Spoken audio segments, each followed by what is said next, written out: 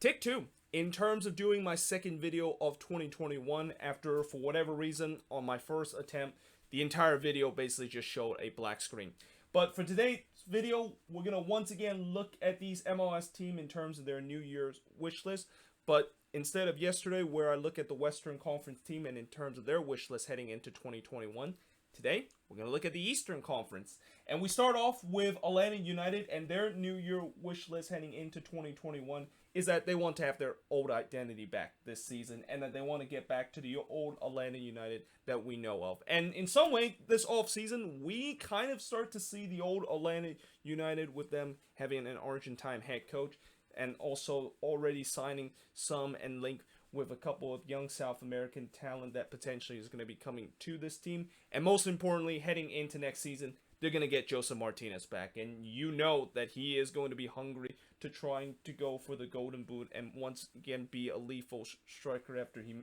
missed almost the entire season of last year with a torn ACL. And that the only thing that Atlanta needs to look to be kind of like the old Atlanta United team is that they need to start winning games again next season, and not only make it to the playoffs next season, but also once again back in that top tier of MLS, being an MLS Cup contender. So we shall see whether or not if that's going to be the case heading into this season. For the Chicago Fire, their New Year wish list is that they hope that this new batch of signings that they made this off season will hope to snap out of this inconsistent pattern. Now, I could have easily said that their wish list could be that they hope Robert Berge could once again have a spectacular year like he did in his first season and don't have kind of like a sophomore slump. But I'm actually going to go with their wish list of hoping that some of the signings that they made will help them snap out of this inconsistent pattern, because let's face it, this has been an issue for the Chicago Fire for the past couple of seasons, and I know I've been beating the dead horse in terms of talking about how they've been inconsistent, but it's true. I mean, you look at this team, there's definitely potential and talent on this team that if they're on days where they are definitely on, they can definitely look like not only a playoff team, but a very scary team in MLS. But there's also times where they can also look like the worst team in MLS, and that's also where the inconsistent pattern basically comes from. But hopefully with some of these signings that they've already made in the offseason, and combined with the signing that they made in the last offseason, and really just them completely overhauling the squad, and kind of, I wouldn't say they've been going for a rebuild in this first 2 year, but kind of almost like an expansion like kind of team ever since they did the rebrand last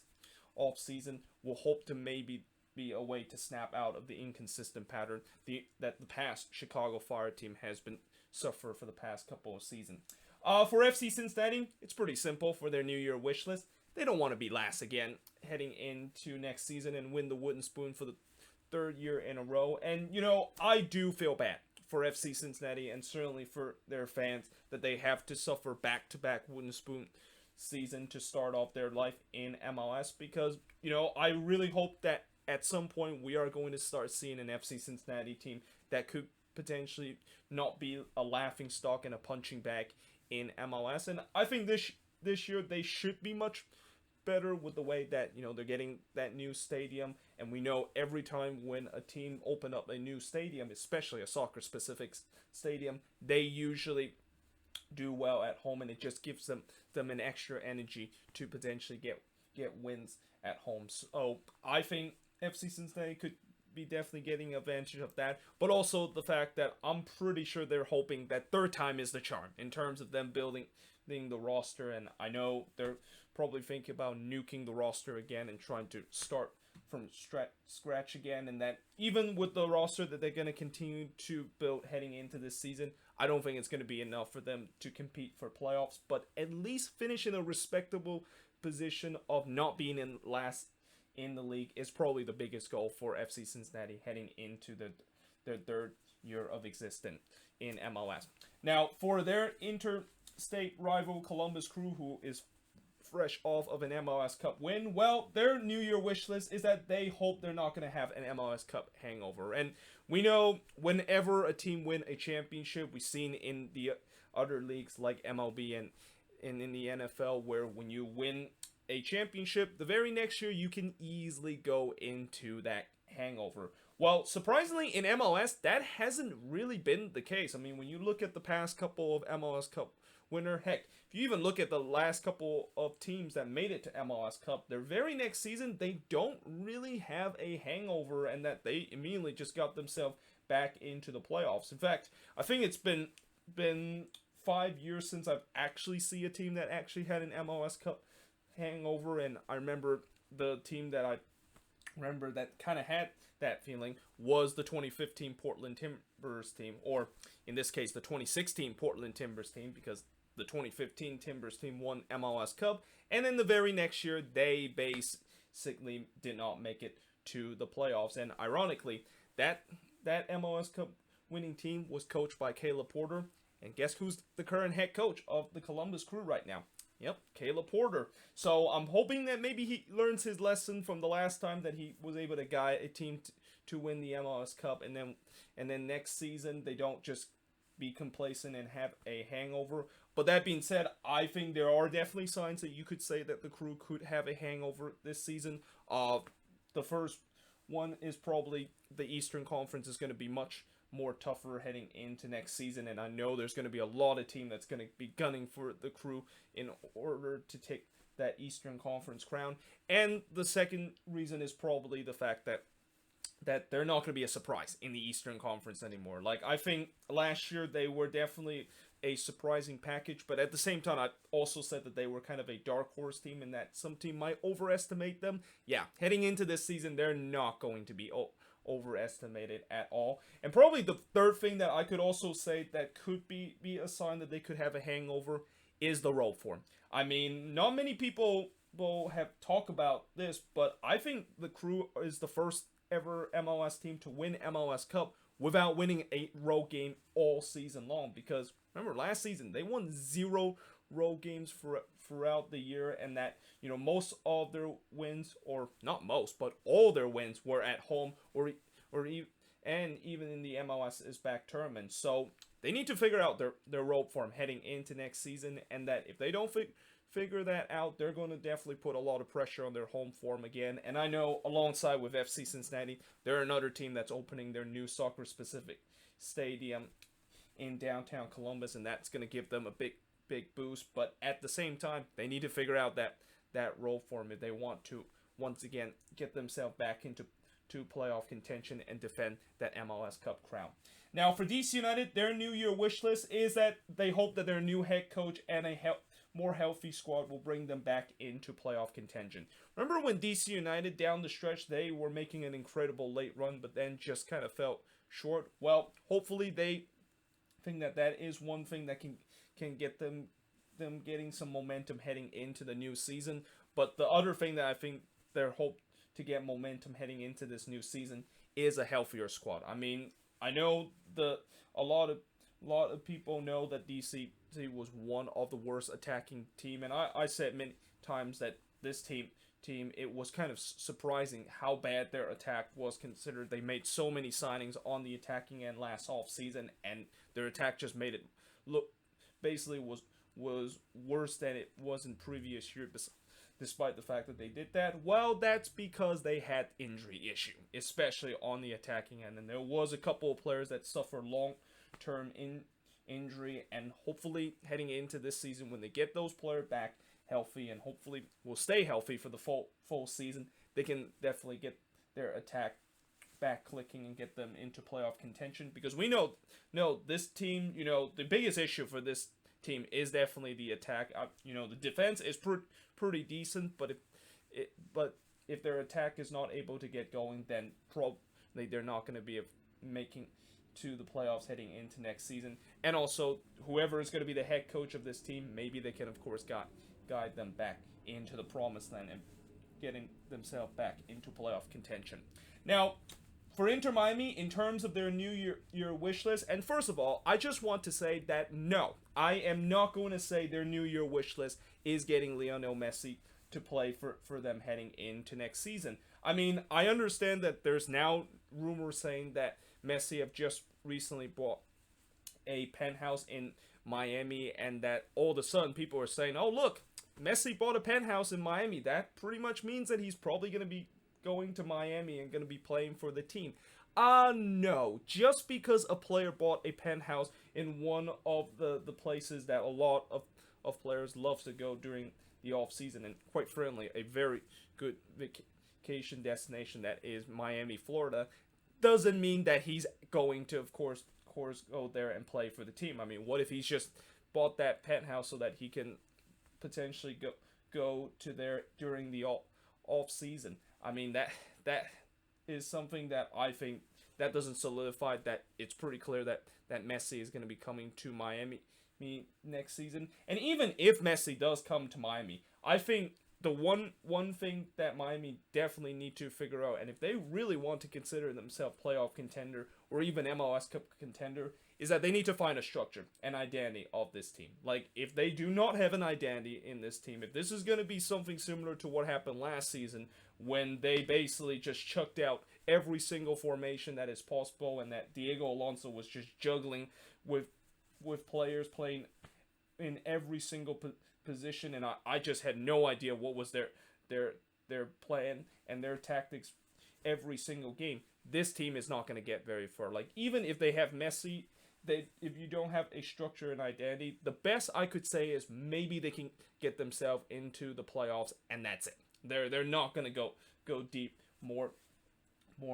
than that. So yeah, I think the most important thing for this off season isn't really just focus on maybe getting those big name kind of player, or maybe eventually finally getting Messi to come to Inter Miami, but it's more you have to figure out a structure, and you really need to set an identity of what kind of team you want to be. Do you want to be a team that likes to sit deep and trying to go on the counter? Do you want to be a possession team, or do you want to be kind of a mixture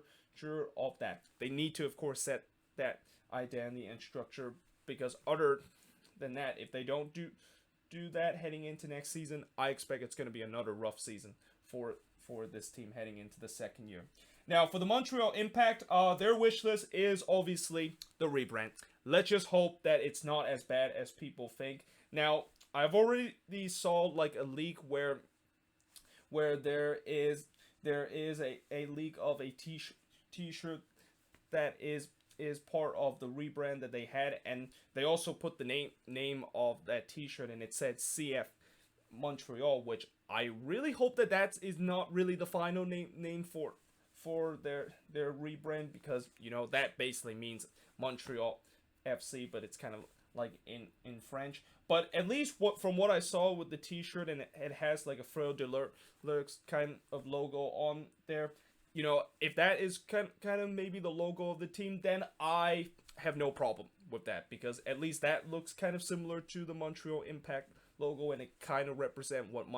Montreal is. But let's just hope the name itself, when they said that the name is going to be CF Montreal, and if that's going to be the final name, yeah, that's not going to be a great name, and not going to be pleasing a lot of people, including myself. And also the logo itself, again, you know, let's just hope it's actually a decent logo, because I know in the past 2 times when we see teams decide to rebrand, like what Houston and Chicago just recently did, it has not been great, and there's been some negative feedbacks in terms of it. So fingers crossed, it's not as bad as what some people are saying it's going to be, but I expect it could potentially be the case. Now, for Nashville, heading into this 2021, and their wish list is simply not to have a sophomore slump heading into this year. I mean, last year, there's no doubt they wrote that Cinderella story of an expansion team, and I think when you look at the past couple of expansion team, Nashville was probably my favorite expansion team compared to the last couple of expansion team, and they're even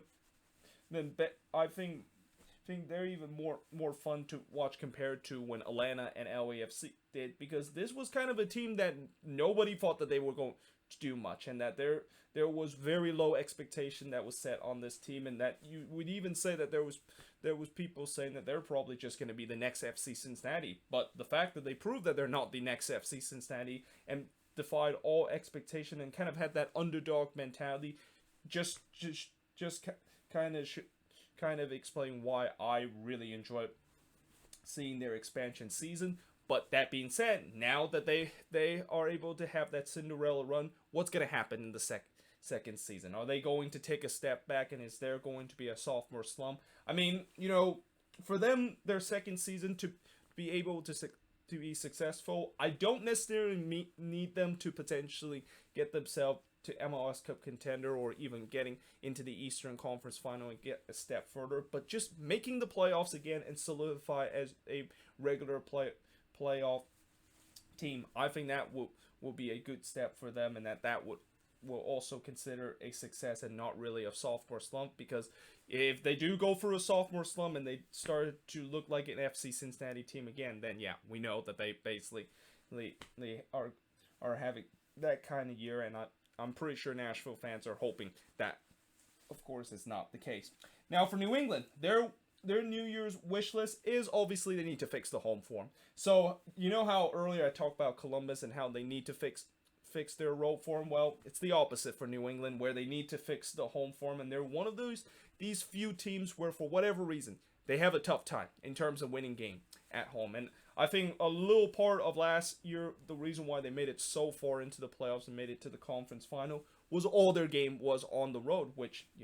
funny thing about how last season when New England is on the road, they always tends to play like one of the best team in the league. Now, that being said, heading into this season, talk about how they need to fix the home form, they also need to hope that they can continue that road form, because you can't just fix your home form as your one of your wish lists, and then all of a sudden your road form started to turn bad and things are gonna go well like that. So hopefully, next season, not only the fact that they need to fix the home form, but they need to continue to do well on the road. And if they can do that, they can definitely be a top contender in the Eastern Conference and can really finish in the top 4 spot in the Eastern Conference. Now for NYCFC, their wish list is find a proper number 10 to potentially replace Maxi Morales. I don't really need to mention a lot about this, because I've kind of talked about this a lot of time, including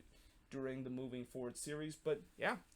Maxi Morales is 35 years old. His time is running out in terms of his playing career, and he might have 1 or 2 years left in his leg. So they need to, of course, eventually find a proper number 10 and a replacement for him. And I know they're already linked with one during this off season. Now, for their intercity rival, the New York Red Bulls, their wish list is they don't want to be complacent with mediocrity. And right now, when you look at this Red Bulls team for the past 2 seasons, they have really stuck in this mediocrity kind of range, where they might be good enough to make it to the playoffs, but it's when they get to the playoffs, yeah, that's when they can't really go further than past the first round of the playoffs. And that's got to be a very frustrating thing if you're a Red Bulls fan, knowing the fact that your team is stuck in this situation where you're not the best team in the league, but at the same time you're not the worst team in the league, and it's almost like you're stuck in this crossroad. Like, what do you do now? Do you actually decide to blow it up, or do you basically keep adding more pieces and hope that these young talent coming out of the Red Bulls Academy will continue to get this team over the hump? And when I look at the current squad that they currently had, there's really no signs that tell me that they can basically get out of this mediocrity wheel that they've been stuck on for the last 2 seasons. But that being said, I'm pretty sure there's hope that they can get out of it. And maybe if they do make some signings during this off season, or maybe if there is gonna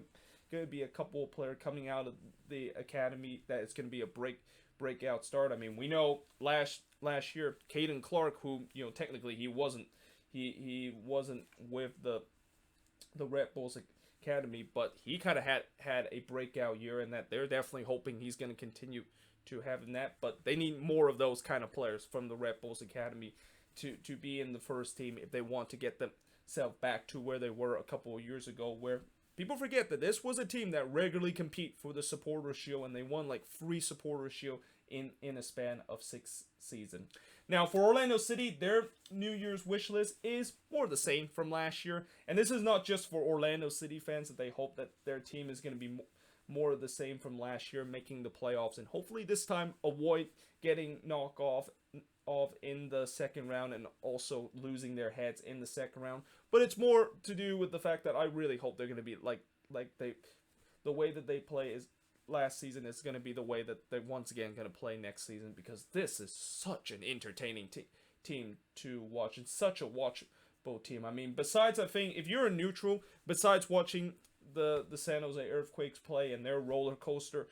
chaotic experience, I think Orlando City is probably the second in the most watchable team in the entire league, because the soccer that Oscar Pereira implemented on this team is just such a fun,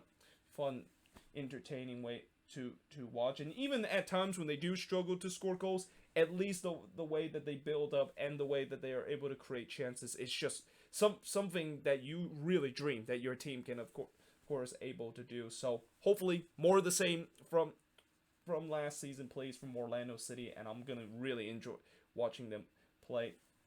again heading into next season. Now, for the Philadelphia Union, their New Year's wish list is that they hope that this next batch of homegrown talent will be just as successful as the last batch. Now, I know I said before that the Union might be going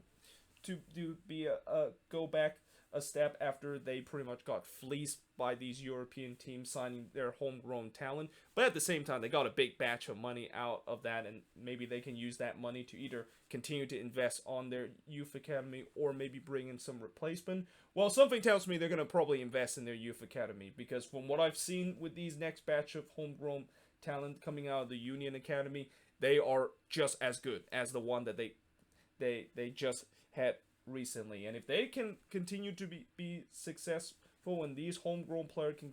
be just as good or even better than the last batch, boy oh boy, the Union is going to be an even more dangerous team, and this could be a team that is going to continue to even get more money out